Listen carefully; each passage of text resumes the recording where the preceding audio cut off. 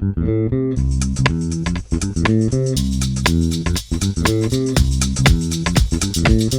start off, because I'm very happy at this showrunner panel, usually at a lot of panels, we're talking about how did you kill this character off or how did you deal with that, and not having to do that so much because you all are sort of like in the throes of the beginnings of your shows.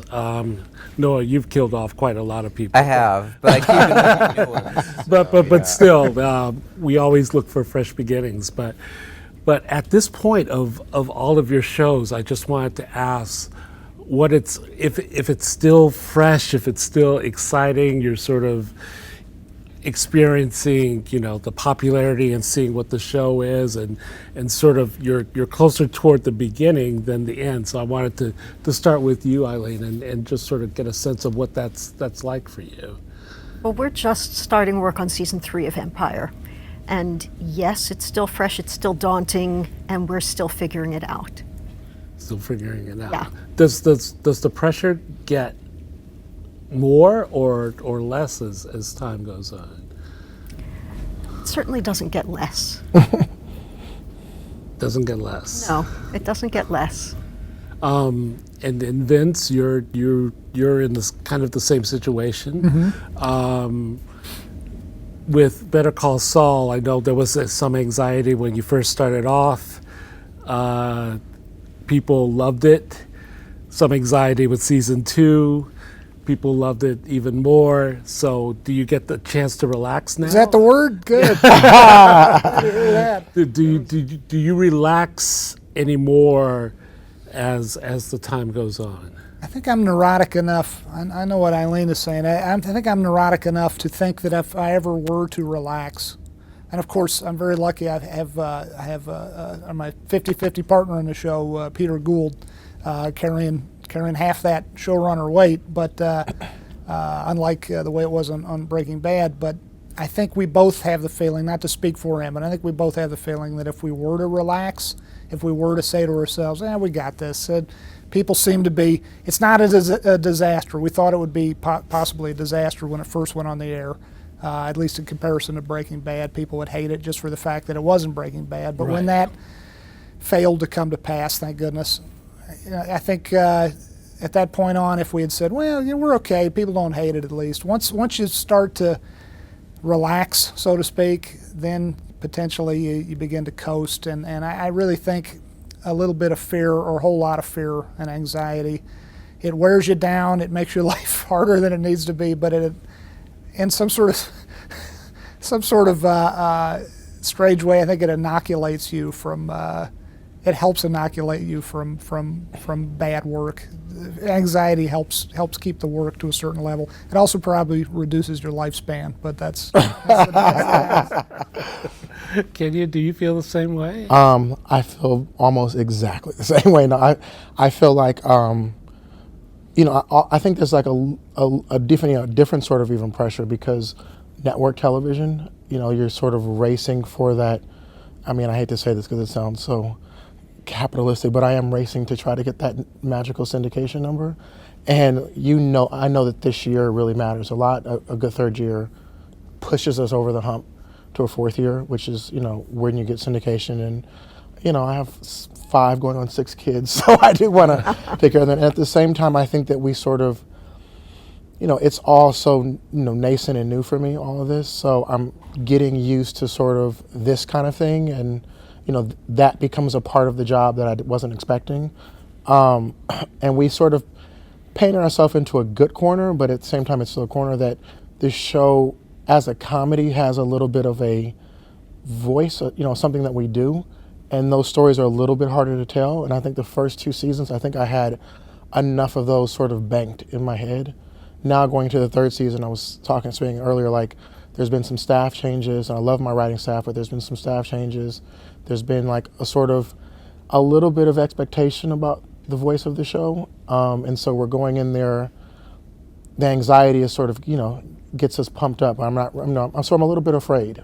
How does that work, especially when you're working on a comedy, but yet you have to sort of maintain maintain a light mood, but still there's a job to be done that's very, very serious. It's interesting. Norman Lear, who I definitely feel like so many writers, including myself, are derivative of, but he has this great saying that he says, it's hard when you're doing my boss is coming over and my wife burnt the pot roast comedy. But, when my boss is coming over and he's a racist and my wife who's cheating on me burnt the pot roast, it becomes a little bit harder, like when there's something that's actually you're talking about. So I kind of feel like we don't want to be Law and Order. We don't want to rip stuff from the headlines and things like that. And I don't want to have the show become a contrivancy, like we're just looking for stuff to talk about. So I want it to sort of happen organically from what our family would actually be going through. Mm-hmm. And I think that is, it helps me having kids who are actually the age of the kids that are on the show. My wife's actually a doctor, I'm actually black. So a lot of the things that are happening, I'm sort of experiencing. But I want to do the show justice in that I think the thing that we did is really try and start a conversation more than try to educate. We really just want to start a conversation. I think that's the part that I really am looking forward to, getting back in the writing room and having those conversations and starting those conversations in the writer's room and then figuring out a way to sort of bring that to the audience. Noah, you're in a situation where you've created almost 2 different series under the same name. I read some quote that you said one of the bad idea was coming up with this in the first place, doing a show called Fargo. Terrible idea. And then the second bad idea was getting rid of everything and starting over again. So what has that experience been like? It was season 2 easier for you than season 1? Well, there's a lot of different ways in which it wasn't. Part of it is even though the FX was very supportive and never said, even though they had every right at the end of the first year and how successful they were to say, maybe 2 years with this cast or 3 years and then you could change it. They never said that. They supported 100% the idea that we were going to start again. And even if I had said, guys, I think that's all I have, I think they would have said, that's great, we're really proud of this thing that we've made. But it's interesting because the second year is very different than the first. It's a much bigger year. It's sort of more of an epic. It's a period piece, and it doesn't tell the story in the same way. The first season, storytelling-wise, sort of, at least the way in feels a lot like the way into the movie. And then the second year, it doesn't do that. So there were a lot of conversations early on with the network where, I would hear things like, it's not as emotional as the first year. And I'd say, well, it will be. It's telling a story in a very different way. But there was definitely a ghost in the room, which was the first year in that second year. But then it turned out, as I'd hoped, that by the time you got into the middle of the year and by the time they were seeing these episodes cut together, I think everyone realized we were doing something bigger in the second year, which I think is a good plan, right, if you're going to do that. And then, now with the third year, I think it's going to be interesting to see what comes out of it or what that reaction to that process is. So were you with a blank computer at the end of the at the end of the first season trying to think of where else you could go with this? Luckily, with both of the years, I've sort of come into the home stretch with an idea for what to do next, and it always starts with a situation. It's 2 guys in the emergency room. One is a very civilized man and the other is the opposite. And who are those guys? And that felt like a Coen brothers premise enough to me that I could explore it. And then the second year, a woman drives home with a guy in her windshield and starts dinner for her husband. It's like, well, who's the guy and who's the husband? And so it's always sort of started with that kind of setup. And then, what's nice is that, the end of the show is present at the beginning, because I don't have to make it run for multiple years. And it's better if I know how it ends when I'm starting so that everything can kind of build to that point. So, it's exciting. I mean, I like to joke that broadcast TV trained me to do this because they canceled both of my network shows after 8 or 10 episodes. So that's just normal to me, right? You just on and and make a different show. So. But your show actually kind of brought back the miniseries concept. It actually. Yeah, I mean, you know, Ryan had obviously been doing it with American Horror Story, and you know, I just thought, you know, it's interesting because we live in this world now where everyone throws around the universe word, you know what I mean? It's the Marvel universe or the, but I like the idea that there was this big book of true crime in the Midwest, maybe, and all of these kind of stories are where truth is stranger than fiction are all kind of in there. Because it was odd what they asked me to do, right? Which was, can you adapt this movie without any of the characters from the movie, right? Which is like, what is that? That's, and that gets really exciting. That alone would put me yeah, away. right. Just be like, That would no, just that's be it for yeah. me. So did you know it wasn't going to be the same thing the second year? Yeah, it's from the very first conversation, because they said, we think it should be a series, and I was like, it should definitely not be a series, because then it's like, as much as you try, it's picket fences, you know what I mean? It's like, because at the beginning it says this is a true story, Right. and then it's like she has this crazy awful thing happen to her, Marge in the movie, and then what makes it great is at the end it's very poignant, and she's seen these things, and he got the 3-cent stamp, and 2 more months and they're going to have a baby, and you know that tomorrow's a normal day. Right. And if she woke up tomorrow and it was like another crazy case, like it wouldn't really feel real anymore. So Wow. yeah. That's interesting. So as the newbie of the group, Yes. what is this? And there was already, even before The Path came on, there was already a lot of buzz because your show is the first scripted series for Hulu, which carries its own sort of weight. So what was your process in sort of approaching it, and sort of anxiety, if there was anxiety, having that sort of onus put on your show? I'm an anxious person in general, so it definitely I felt the weight of that. But you know, I think all you can do is just sort of psych into the story and the work, and you know, it's actually been more anxiety provoking now that the show's in the world than actually making the show, because then you're just like in it and trying to do the best work you can do. And I've definitely gone on this sort of roller coaster of it being in the world. You know, it's a little bit like, you know, you're a kid out there. And so this has been an interesting part of that journey, and you know, you don't really know, there's no numbers, you don't know, are people watching? And I personally, like, I'm trying to stay off Twitter and those kind of platforms, you know, and just, but I'm starting to understand that it's in the world, and that's exciting. What is it? It always amazes me. Like, I don't know how just writing about your shows makes me nervous, because I want to get everything right and I want to honor your vision and honor what you're trying to do. But to have these kinds of shows in your head, and they're all complicated, they're all fresh, there's no template for anything that you guys are doing. What is your day? Are these shows in your head 24 hours a day, just trying to think of stuff and trying to, did I do that right? How does it get better? Or what is it like to just be a showrunner, the day-to-day existence of doing something that you want to be innovative, but you know that people are paying a lot of attention to? It's constantly in your head. And the day-to-day existence of being a showrunner means that your head is in a million different places. A lot of people talking to you constantly.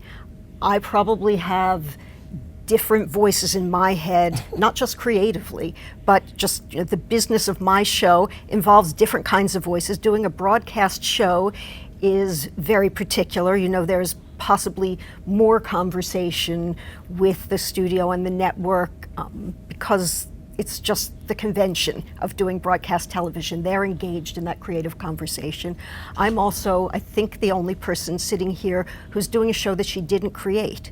And there are creators, and their voices, ideas, vision really important to me, really important to the show, and I'm constantly hearing them thinking back to the vision that they expressed to me to begin with. And then once the show takes off, especially when it becomes a big success, I also feel like the audience owns it, and they have a large role in kind of telling us what their show is. I actually listen to those voices a lot and engage and listen to the other writers and actors who engage a lot. And it's really an important conversation that goes on. It never stops. It's talking to you all night long, in the middle of the night, with, you know, the drugs we take to fall asleep and the drugs we take to stay awake. That's what I was thinking. I'm hearing everyone, the one thing, there's like an anxiety commonality. Like we could play Xanax poker and everybody have their own chips. like it's the one thing I think that as writers it kind of like pushes you in a good way. You sort of use those nerves and anxiety to sort of fuel you and keep going. And I think, you know, hearing you say it, I'm sitting here, I'm sitting across from Vince Gilligan, but just like it doesn't really stop. You know, I just was doing something with Marta Kaufman and she's saying the same thing, like it doesn't really stop. It's almost like, I have some like sports analogies, but like you always would hear like Michael Jordan, even when he was at the peak, or Larry Bird, they were shooting the most jumpers in the gym. You know, like the guys who really, really cared about it, they had that anxiety. They had that, I still want to sort of make sure and, you know, and I kind of think that that's what, hopefully, you know what I'm saying? Hopefully I'm not just burning myself out for nothing, but goes into a good show is you sort of need to keep that hunger, and that anxiety is sort of like the fuel for the hunger. Does it vary depending on whether you have a good day on set or a bad day on set, or you see a script that comes in that, hey, this really nails it, or gee, I wish this were better? Especially in network, one of the good and bad things is there's such a ticking clock, you know, and so like you're like, this show has to be done by Friday, no matter what's going to happen. That's one of the good things, but it's also the bad things is that this show has to be done by Friday. But I definitely think you have good days on set, and it's like that was a great day, or you have good days in the room, and you're like that was a great day, and you have bad days, and you just have to sort of recoup, go home, play with your kids, have a glass of wine, figure out, because you got to get up and do it the next day. Wow. What is that? Being sort of singularly, you and Vince are sort of singularly in your vision. How do you process that anxiety? Well, I don't. It's interesting because I think that there's a fun and a creative challenge to it, and you know, the joke about, you know, the two terrible ideas. It's like when you know it's a bad idea, like then there's a freedom to that, right? Which is like, this is a terrible idea, but we're just going to go for it. And I, under the auspices of making a Coen Brothers movie in that first year, it bought me a lot of leeway that I couldn't have had by myself. I could say, well, it's not like I want a 10-minute parable sequence, but I kind of need one. You know what I mean? Like there's a lot of risks that they took that allowed me to say, well, guys, if we really want to do this, then we have to take these kinds of risks. We have to tell the story in a different way. We have to blur the line where the tone is. And so that was really liberating and was a great exercise in just risk taking. Of course, you know, you take a lot of risks and you're high above the earth. It's, you know, that there is that anxiety as well. I tend not to focus on that as much. You know, the second year was harder, and you know, we had to reshoot some stuff from the first hour that didn't come out as well as I'd wanted it to, which put me behind. And sort of the only way that things work in my world is if you get it right the first time, then there's no anxiety. But the minute that we hit that sort of stumbling block, and I had to sit in a cutting room for 2 weeks that I didn't really have to figure out, could I make the hour work, or did I have to reshoot, and then figuring out, well, okay, what do I need to reshoot? And you know, so it really sort of put me behind in a way. And then you just have to let your instincts take over for, this is the story, this is how it should be told, these are the decisions. I mean, you know, it's it's just 10,000 decisions you have to make every day, and you just have to make them and move on, right? And then because there's 10,000 more tomorrow, so you'll get some of them right and some of them wrong. But That's well put. How much of you guys for are the directors involved? Like, do you guys hand it over? I'm always fascinated by the difference in that. Like, do you guys actually hand it over to the directors? Well, what we do, we have it's pretty typical, I guess. It's the same way we did in a network on the X-Files. We have at a certain point we hand it over, have a big tone meeting. Tone meeting with the director goes sometimes 6-7 hours, and we talk through everything we're hoping for and looking for, and then we definitely hand it over to the directors in the sense that Peter and I are seldom in New Mexico where we shoot. We're seldom there, and you have to certainly have to trust those. You have to hire the right men and women to direct it, and then you have to trust them because you're 800 miles away, and it very much is a collaborative effort.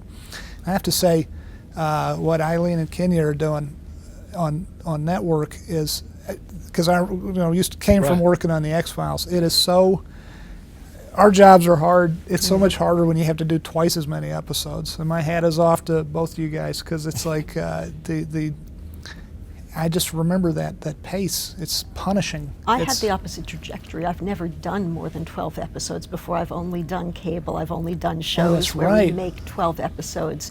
And so what is this like for you? It must be punishing, It right? is punishing. It's brutal, and I refuse to accept the premise that we can't be as good. But it means that you just exhaust yourself. Yeah, for sure. I could not give my show to a director. That is, and maybe that's just the difference. You know what I'm saying? That's why it'd probably be a freeing thing, but it's so. In comedy, it's so much like I know how that joke sounds. Right. And the interim, director who's very talented, who's there, does not know how that joke sounds, and I get one shot at it, and I really don't get a reshoot shot. It's a lot of times we are from shoot to air, we're 2 weeks. So I really don't have a reshoot shot. I really need to be there, and understand, be able to correct. And it's so interesting to me as a writer to be able to, it's like you're doing a movie every week to really do that way. You know what I'm saying? And so our process really does, the difference is it really doesn't feel like we ever have that moment, that freedom to sort of turn over. I would like to get to that.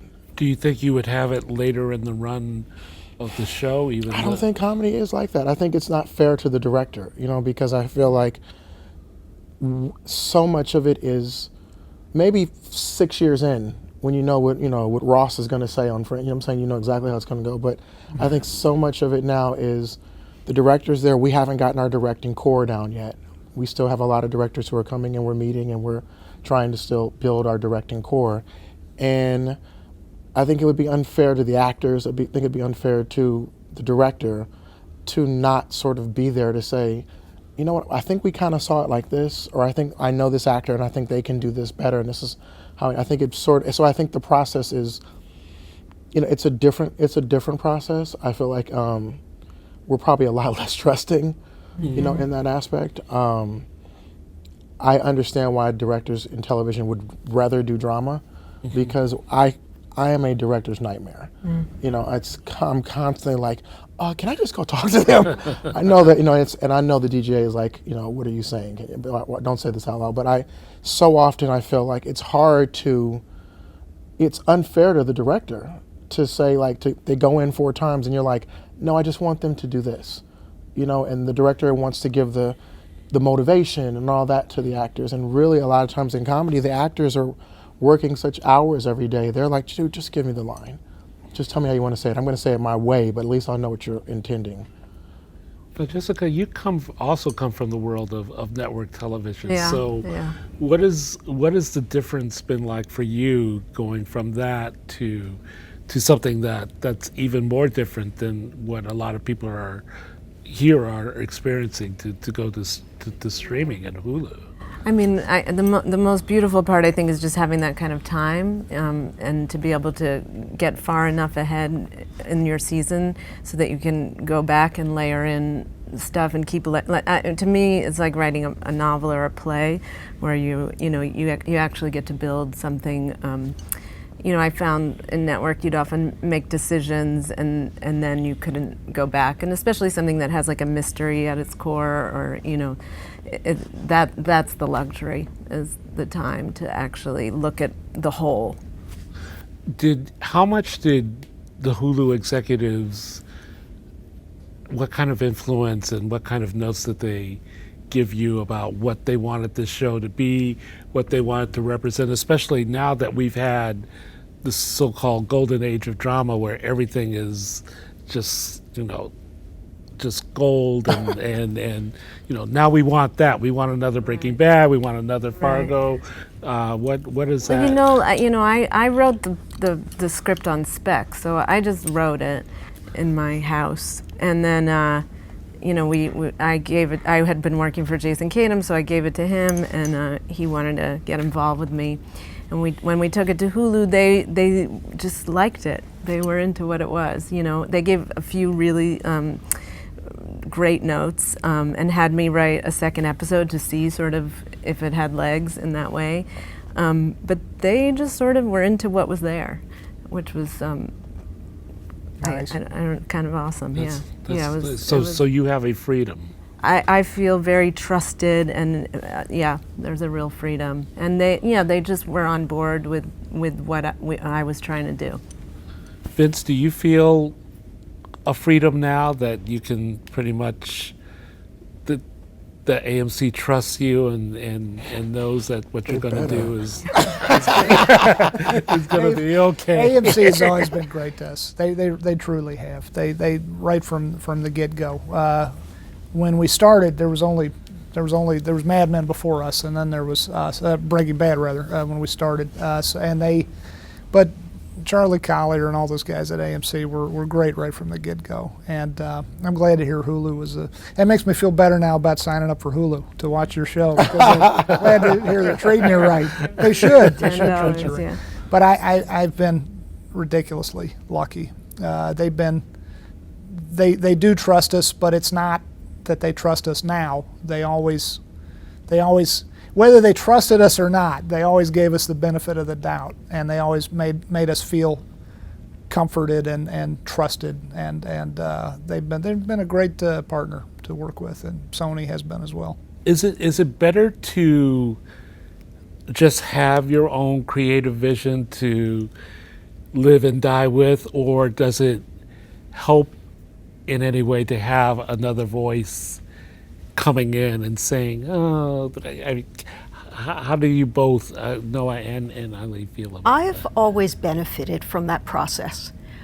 There are some executives that are not great at this, but there are some really, really smart executives. And when you're working with good executives, they really do make your work better.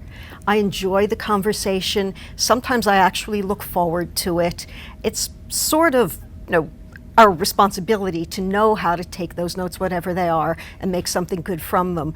But I've had great collaborations with Fox, with both the network and the studio. And when I worked at Showtime, I had an incredible collaboration. I know that there are some writers and creators who have these very singular visions and would like to run off with their visions and make art. And I think that's a wonderful thing. I think you can still make art and have a great collaboration with a very dedicated, driven group of people. And that's been my experience, certainly on Empire. Yeah.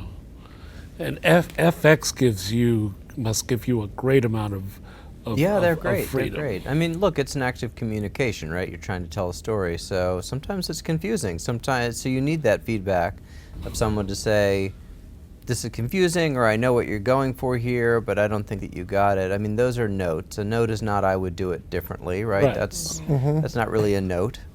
And so it's very, I have very long conversations with people at FX sometimes. But what's really been so rewarding is that they're open-minded, and so they might have a strong opinion about something, and then I say, no, let me show you, and it works, and then I'll show them, and it works, and they'll say, great, that works. You know, a lot of times when people decide they don't like something, they're never going to like it. Right. They're just humoring you. Right. So it is actually a place where, you know, because some things, it's like if you want to start off your entire season with a oneer taken from a fake Ronald Reagan movie, you know what I mean? Black and white with like that's a big swing to take, I think, and you know, it's hard on paper to say this is going to work. It's funny maybe on paper, but what's it going to, like, is the audience are you going to lose? I wanted that feeling where people turned on the first hour of the second year of Fargo and they thought, oh crap, I got it wrong, or it's the wrong channel, that reverse Sopranos thing, right? And they, you know, people are turning the channel, and then no one ever said you can't do that. So, you know, it's been a great place to experiment, which I think all any of us ever want, right, is the ability to go, oh, I've got a great idea. I'll show you, it's going to be awesome. John Landgraf's a good guy. Yeah. That runs FX. He swings for the fences. Yeah, and very, you know, engages really thematically and, you know, on a deeper kind of level. Because, you know, my hope is to make a show that if you just want to be entertained, it does that. But if you want to think about it more and go on a deeper level, it's also there for you. And so, yeah, the first year I turned in, you know, I was also able to say to them, because I was going to write all of them myself, I said, give me 4 writers in a room for 12 weeks. We'll break the whole thing. I'll give you an outline. I'll give you the outlines, and then I'll go and start writing. So I ended up giving them 9 outlines. It was like a 120-page document. And then they said... That you wrote? Yeah. Oh, wow. Yeah. That's impressive. Very impressive. And then they said, okay, we want to schedule a 3-hour meeting. And I thought, oh crap, they hate it, right? Because I'm coming out of broadcast. So I had that sort of shell shock. And then literally, you know, I sat across from John Landgraf, and for 3 hours, he and I talked about the 120-page, 9-episode document and how the story's turned and the themes and the characters. And I gave him 9 instead of 1 at a time, because it's a lot harder to change a story once you see the whole thing. That was smart. And then I went off and I gave him 2 or 3 episode scripts at a time. And there's nothing more rewarding than writing end of episode 2, beginning of episode 3 in the same setting without having to stop and start. And so, you know, I just sort of tried to get away with what I wanted, and it sort of worked out. So, but I don't know that would always be the case. How many of that first season did you write? I wrote all of them. Damn, man. Wow. Wow. Excuse me. Wow. That is... How did he know in advance it was going to be a 3-hour meeting? Oh, I don't know. He rehearsed, I'm sure. I'm going to need... He blocked out that much time. So, but, you know, that was respect, right? It's Yeah. like I'd given him this enormous document, and he great. wanted to give me the respect to He's a good discuss it. what Yeah. a daunting... Yeah. And second season, you write them all, too? No, so I mean, those 4 writers came back in second year, and I thought it's kind of a dick move to like not give them the opportunity to write, and plus you start to burn out a little bit, and bet. you know, I mean, I took to heart this idea that I think you've certainly uttered, which is like you invest in the writers and you train them, and it pays off over time. You know, that first year you might, you know, you're not always going to get a lot of great material out of them, but once they know the show, and you know, so yeah, the second year the writers wrote, and I wrote about half of them, I think, and then God, that's still amazing. Half of them. Yeah. But you know, I mean, you take your pen to all of them, no matter what. But it is that page 1 thing. So That's awesome. yeah. I saw you at, what's his name, at the Goldbergs? The guy- Oh, yeah. Jeff Garland. Jeff Garland does this Yeah. thing at Largo where he comes and he takes pictures and he like one-on-one interviews, and I learned so much from coming to see, because it was the way you talked about treating your writers, and it was so selfless. And this was after Breaking Bad was already this phenomenon, but it was so selfless the way you talked about the process and the staff and how important it was. And it really was, as I was just getting geared up for my season, like I really learned like it is sort of like that's your team, you know. And so glad to hear it. I learned from doing it wrong in the past. I mean, when we were doing the X-Files, that was a show where we had, got 20, 22, 24, 26 episodes a year, and I learned everything I know about writing for TV from that job. It was an amazing job, but it had such a high attrition rate that, as far as in terms of the writing staff, and we had all these really good writers, and nobody intended for it to work out this way, but writers fell by the wayside, like the Bataan Death March or something. It was just and they were really good writers, but no one from Chris Carter on down had the time to say, how about you rewrite this one again? How about you, and there was no time to, and I know all of them, pretty much all of them, to a man and a woman, could have gotten the voice of the show, the voice of the characters, if they had had more of an opportunity to. But it was just sort of like sink or swim, throwing everybody in the deep end of the pool, sink or swim. And I learned from that. And I wouldn't call it a mistake per se, because there wasn't any time to do it any other way at that network, that grueling network pace. But I remember thinking on that show, if I ever get my own show, it's actually going to be harder at first. I'm going to have to spend more time saying, no, this isn't quite the way it should be. It should be a little more like that. Do another draft, And it was harder at first, and it did take more time, but man, it has paid dividends since. So I appreciate what you said. I don't feel like it was selfless at all. I think it was very selfish on my part, but I certainly didn't learn from having a hand in doing it right in the first place. But again, it wasn't wrong the way it was done on the X-Files, but it was instructive to see that it put that thought in my head, it could be done a different way. Yeah. How do you see that when it comes to Empire and the writers' room, and you're dealing with so much there? Well, it's very specific. I mean, I'm running a show that's about a culture that's not my culture, and the most important thing to me after writing talent is knowing that I've staffed a room that really knows how to tell the stories of this show. And I'm largely a conductor, and I work with a great group of writers, and we have a core group that have been with the show since the beginning. And of course there's Danny Strong and Lee Daniels as well, but the writers who write the show are people who are passionate about it first and foremost. And when we started, they had less experience, and I got support, but a lot of questions from the studio who said, don't you want to make it easier for yourself? Don't you want people who've done this before, who have lots and lots of credits? And I felt strongly that it wouldn't be the show that it wound up being, and that I might have to work a little bit harder in the first couple of seasons just to make sure that we're also delivering a television show that works, that I can get these scripts in shape, but they're not my stories, not my voice. And by season 3, this incredibly gifted group of writers, of course, is contributing at a much higher level, and I have to do a little bit less. But that's really been my approach to doing Empire and writing this show and staffing the writers on this show. And you've got so much to deal with, because there's not only the plots, but the characters, the injection of music. There's just so much to juggle here, so it's not just a straight drama.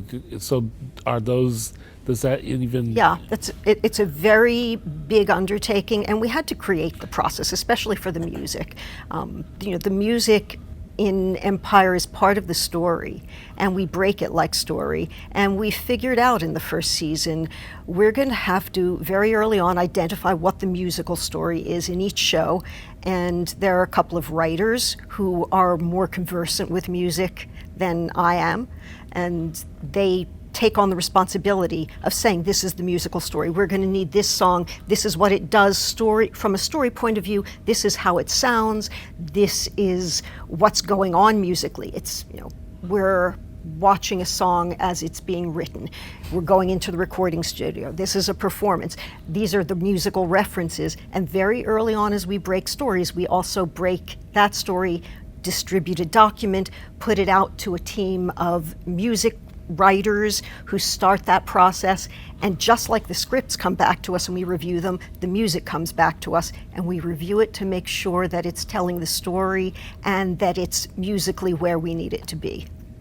Wow. Kenya, speaking of working on shows that aren't exactly your culture, Blackish was a series that I think it had been almost a decade since the series about an African American family had been on network television. So you present this, you have a very particular vision of what you want this to be. What was there feedback on from you know where I'm going with this?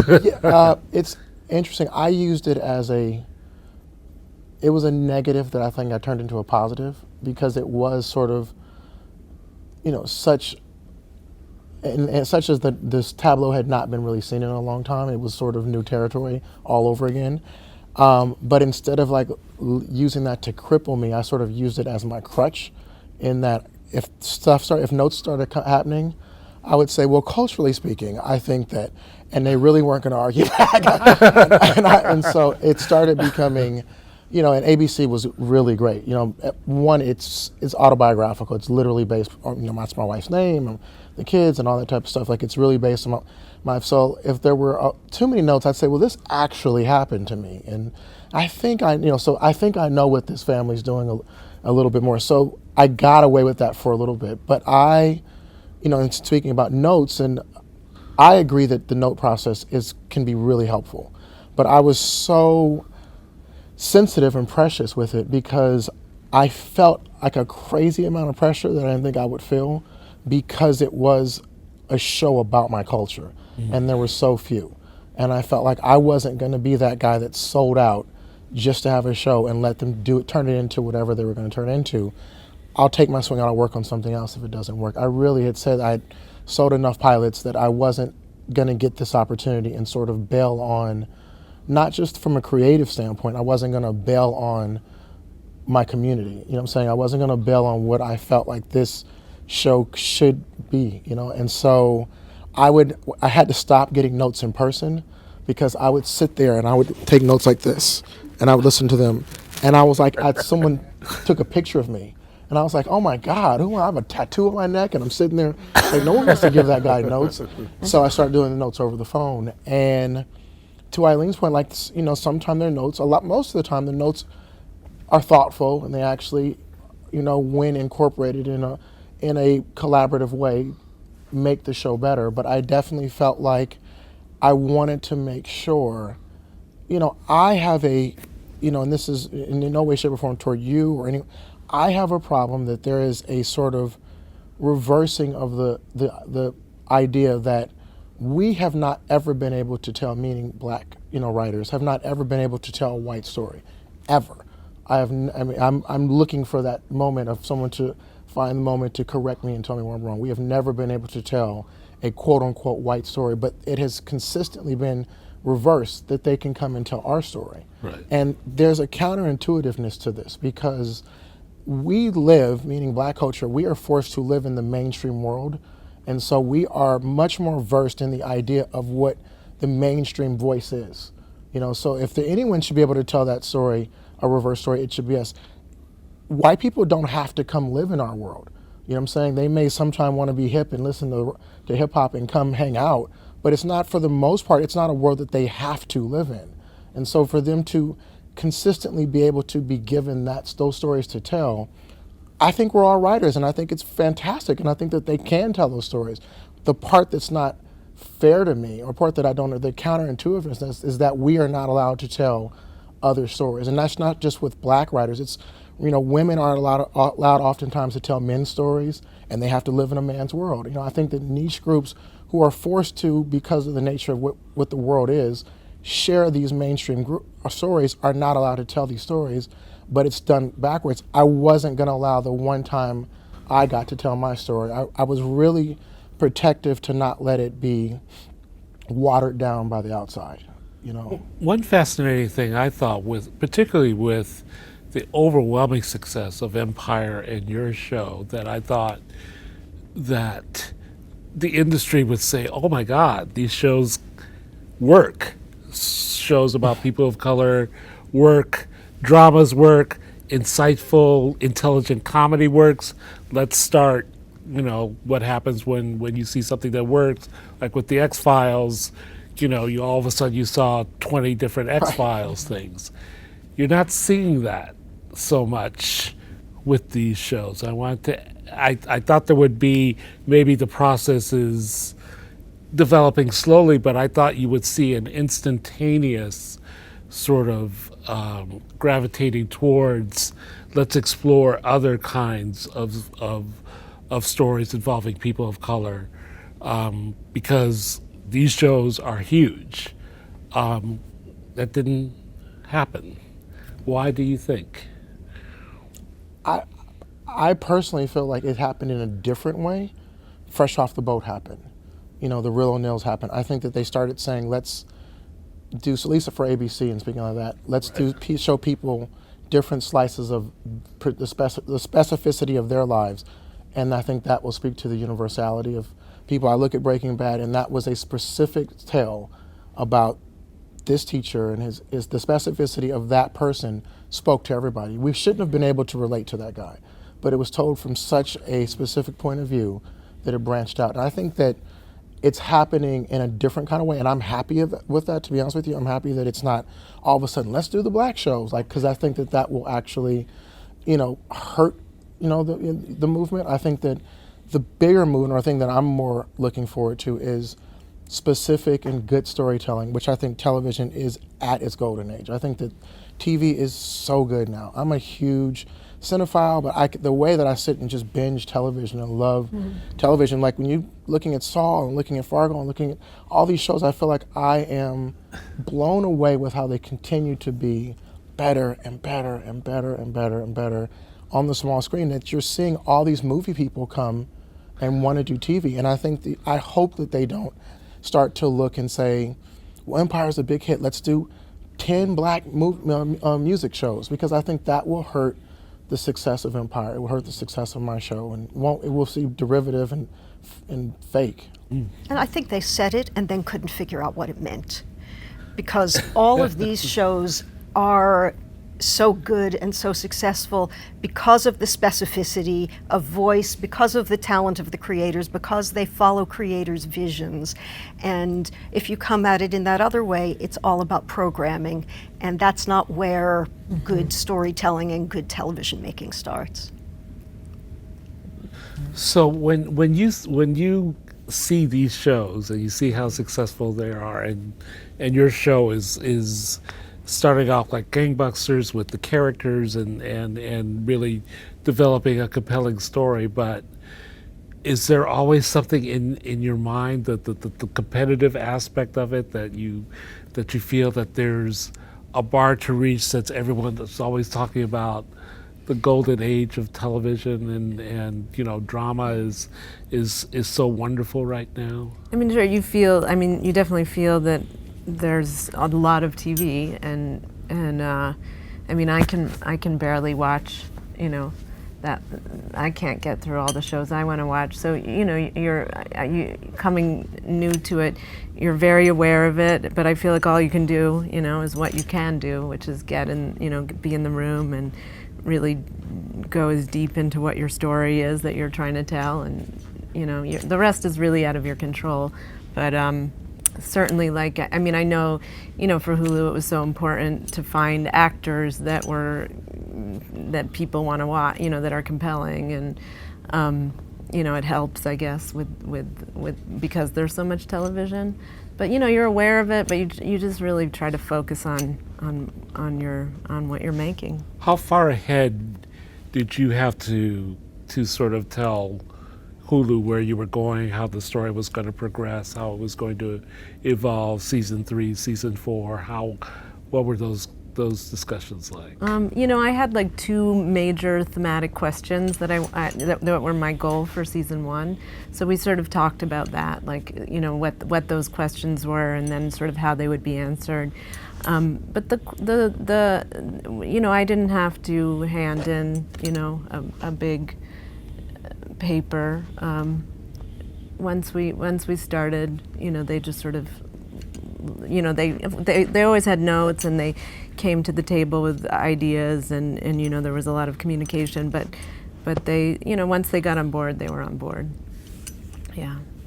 Since a lot of your shows have been on, even in a couple of seasons, there has been sort of this explosion of television just in the last 2 or 3 years, where I think John Landgraf said there's like 400 Peak scripted TV. shows, and everyone talks about we can't keep up.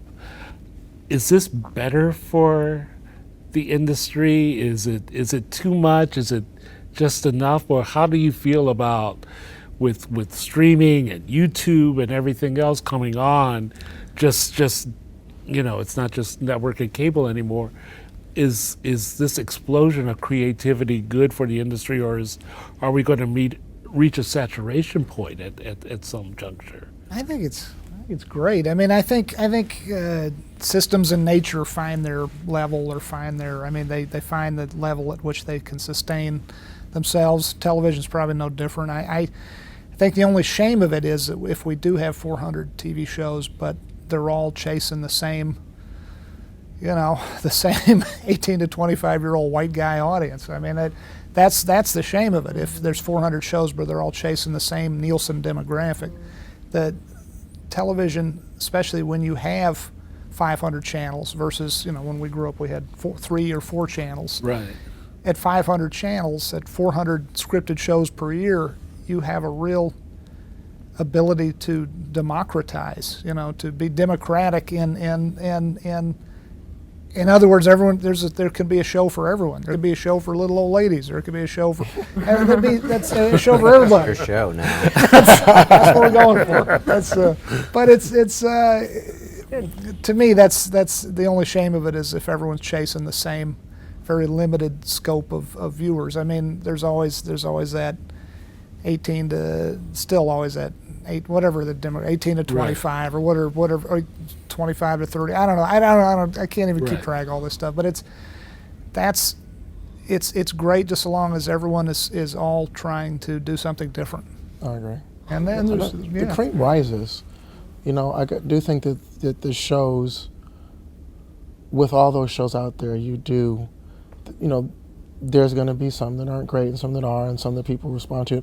And I do think what you're saying, that the natural order of things has a way of sort of bringing itself out. And you start hearing about, I would have never found Mr. Robot. And what channel is Mr. Robot on? I don't even know, but I love it. USA, exactly. I would have never found Underground, but I love it. I would have never found The Path, but I feel like you find these things and people start talking about it, and it's kind of becomes fun. It's one of the things about being a showrunner that I, more than anything else, it's like this really crazy fraternity that I always, when I was a PA, dreamed about getting in. You know what I'm saying? You saw the writer's room, and you'd see them get their lunches and all this type of stuff, and and I always felt like it's still this fraternity. A fraternity is getting bigger, as fraternities happen to do, but it's still like this fraternity that you see happening, and I think that we're pushing each other in a really positive way to do really good work, and I think it's just amazing. I was talking about Breaking Bad the other day, and the idea of the scariness of when something so big as Breaking Bad is when it comes out, and then there's Saul, to do it again, and then it happens again, and I'm like, you're just proud, what I'm saying, as a showrunner, you're proud, and you're like, it makes you feel like you can go. It's not like, it's so hard to do a television show, as you guys all know. It's so hard to do it every week, a little movie, and actually have it be successful, but to then do it again, and all that type of stuff. I'm a fan of TV and of writers, and I think the more the merrier, and it is, the cream will rise. Well put. I agree. Yeah. How do you feel about that? I get asked sometimes, how has it changed? Do you like it better now that there are so many new places to sell your show? Is it good? Is it bad? And in truth, I don't think about it. I think writers will write, And if I have a story to tell, I'm going to fight like hell to find a place to tell it, and then I'm going to figure out the dynamics of that particular situation and organization, and I'm going to navigate them and tell my story the best way I can. And of course, I'm happy if there are more buyers for my show and more opportunities, but at the end of the day, I'm going to get it done no matter what. Getting it done and staying true to your vision, and I know you've been asked this before, but I just wanted to go around the room. And you've all had to deal with social media and people really weighing in even more than before, instantaneous reaction, not even before the show is over. People are saying what they think of the series and how can that character say that line. Noah, do you pay attention to that at all, or how do you process that? Because you're not existing just in Noah's head. Right. Well, as I said, it is an act of communication on some level, so it is nice to look from time to time to see, are people getting it? Like, because hopefully there's some subtle things that we're doing that you want to make sure people are making connections between things. Every once in a while you go, yeah, that UFO, a lot of people were not big fans of the UFO. But then, I was sort of surprised I thought it would be a kind of overwhelming negative reaction, but instead, what I found in that particular instance in our 9th hour was that people bought in. They bought in for the ride, they bought in. We had established it enough, and people had surrendered themselves to the reality of this universe, this season, and what we were doing, and the sort of things that we could get away with. So I check to some degree, but I don't. I try not to get too personally involved, and because that's my biggest feeling is like you just can't take it personally. I mean, you're going to write something and someone's going to think it's bad, and that's not personal. They just think what you wrote is bad, or you're going to make something, or they're going to cancel your show, or it's not personal. You know what I mean? And the more you can divorce yourself from that, and to just sort of try to focus on making sure that your gauge for I'm putting this out there in the world, and then and you're seeing it clearly, right? You're not so myopic that you're telling the story that matters only to you, right? And that people go, well, these characters are hateful and loathsome, and you're like, I really like them. You need some kind of feedback to be able to tell you that your instincts as a storyteller are actually meeting with the proper response.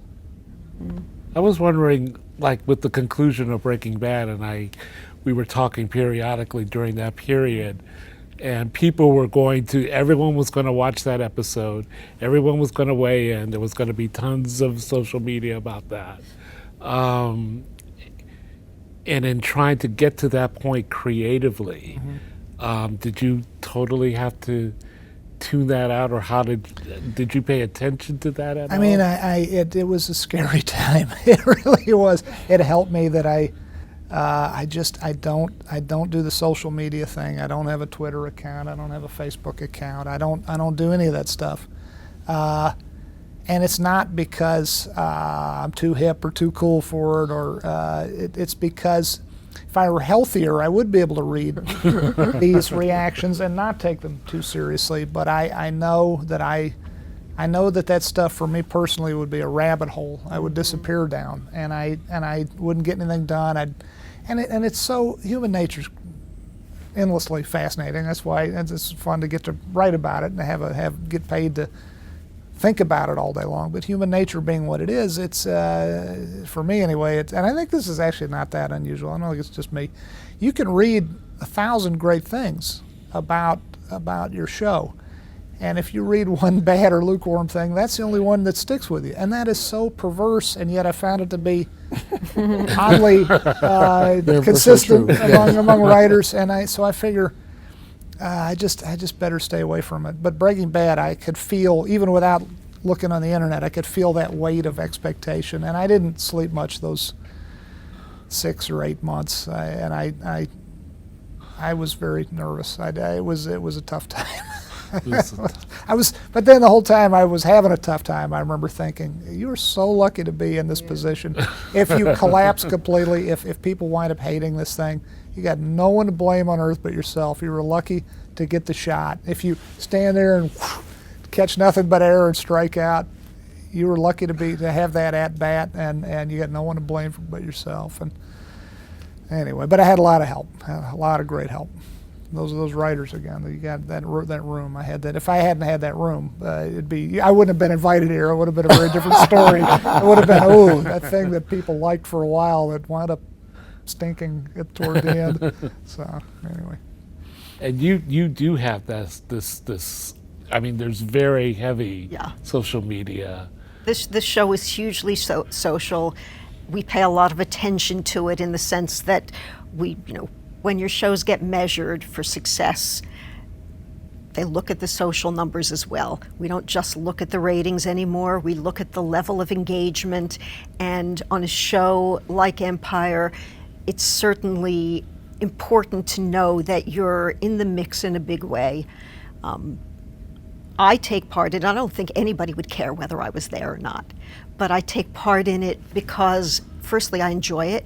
I find it exciting and informative, and it helps me to just get an overview of what it is we're all doing. I think it's important. I saw one day Empire on Twitter trending worldwide #1. North Korean nukes test successful. I literally screenshot it and was like, this is it. You guys live at #1 in the world trending. It is amazing the amount of social activity that show has. Yeah. Like, it is absolutely amazing. It's phenomenal, and It it really tells you is. something about the nature of the show and kind of why we have to stay connected in that way. And I'm sure that it won't always be, but while it's there, I'm certainly grateful for it. Does it make your job easier? No. No.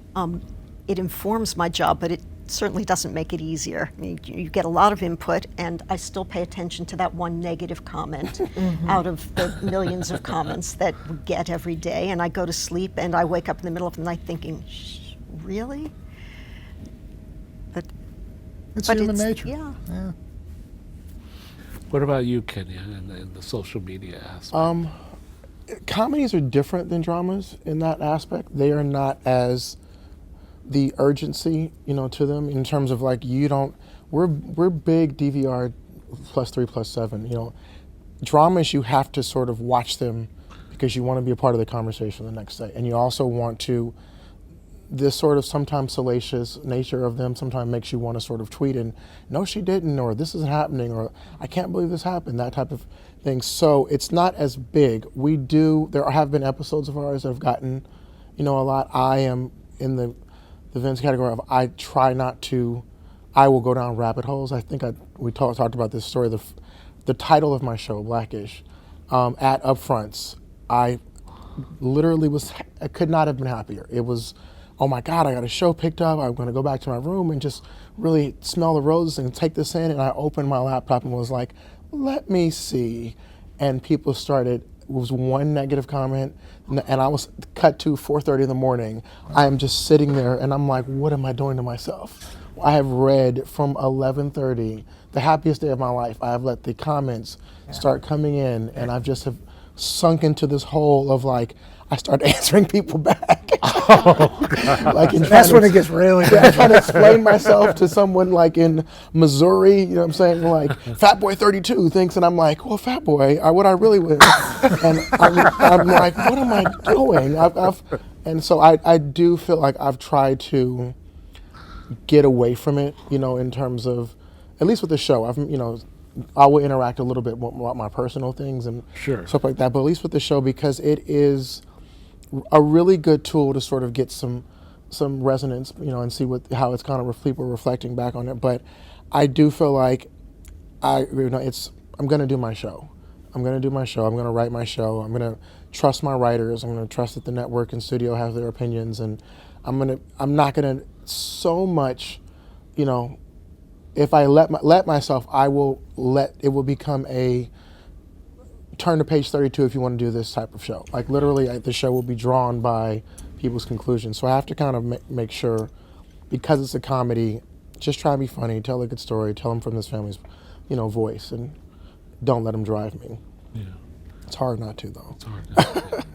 Well, I have to tell you, I commend you all for the achievements that you've made, and all of these shows sort of exist outside of a box of genre and are so original and so fresh, and I think have really just brought a wonderful air to television and a wonderful atmosphere to television. It's an honor to be able to write about them and talk to the people behind them, and so I thank you all for participating in this.